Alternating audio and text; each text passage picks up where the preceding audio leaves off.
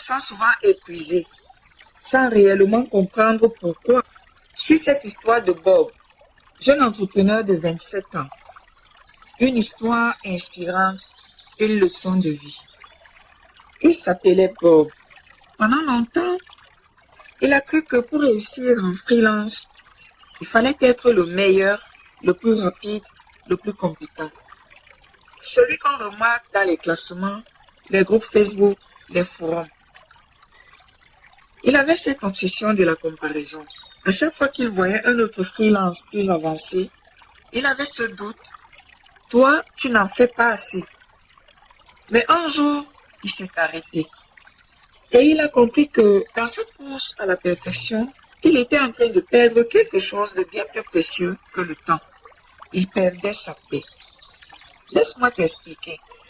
Pour cela, reste jusqu'à la fin et surtout abonne-toi et active la cloche pour ne rien manquer.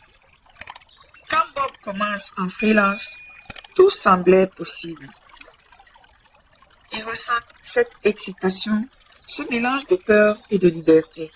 Il se disait, cette fois, c'est moi qui décide. Mais rapidement, cette liberté est devenue une compétition invisible. Il regardait les autres freelances sur LinkedIn, Instagram, certains qui gagnaient des milliers d'euros par mois. D'autres vivaient à Bali, assis devant leur laptop face à la mer.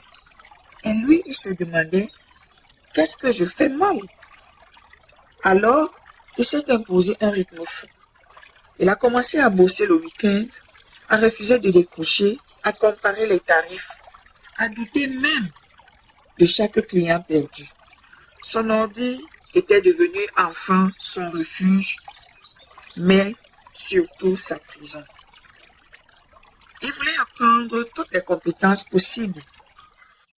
Le copywriting, le montage, la pub, l'IA. Mais au fond, il n'apprenait plus pour avancer. Il apprenait pour ne plus se sentir en retard. Et le pire, c'est que cette course, il la courait tout seul. Il ne voyait pas que pendant qu'il se battait pour être le meilleur, il s'éloignait doucement de ce qu'il voulait. Sa liberté, sa paix, sa joie de créer. Un jour, il se lève fatigué. Le genre de fatigue qu'un café ne peut plus réparer. Il ouvre son ordi et rien ne vient. Pas d'idée, pas d'énergie. Il se demande à quoi bon. Il doute de son travail, de sa valeur, de tout ce qu'il fait. Il voit d'autres freelances poster leur réussite. Et là, il ressent ce mélange d'admiration et de malaise. Parce qu'en vérité, lui aussi, il fait des efforts, mais ça ne se voit pas. Et là, il commence à se juger plus sévèrement. Il écrit 3 fois un mail à un client. Il passe des heures à ajuster un logo qui, au final, n'avait rien de mauvais. Il repousse son sommeil, ses repas, ses envies. Parce que, dans sa tête, il faut faire mieux. Ce perfectionnisme le ronge lentement et il ne s'en rend même pas compte. Mais il n'avance plus. Il tourne en rond dans sa propre exigence. Ce n'est pas le marché qui le bloque. Ce n'est pas la concurrence. C'est son propre regard sur lui-même. Il n'essaye plus d'évoluer. Il s'essaye de prouver. Et ça, c'est la plus lourde des prisons mentales. Puis un jour, il s'arrête.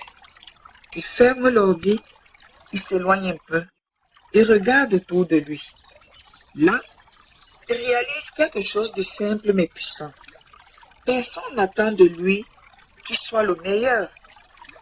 Les clients qu'il cherche ne veulent pas une machine. Ils veulent quelqu'un d'humain, de fiable, d'attentif.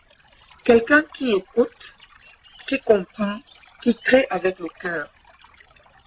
Et il comprend que ce qui fait la vraie différence, ce n'est pas sa vitesse, ni son niveau, c'est sa présence. Être là, concentré, sincère, à l'écoute de son projet, de son client, de lui-même.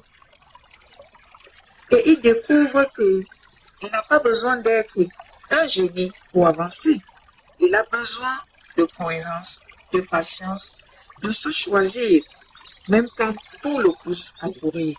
Le jour où il a lâché cette course, il a commencé enfin à progresser pour les bonnes raisons.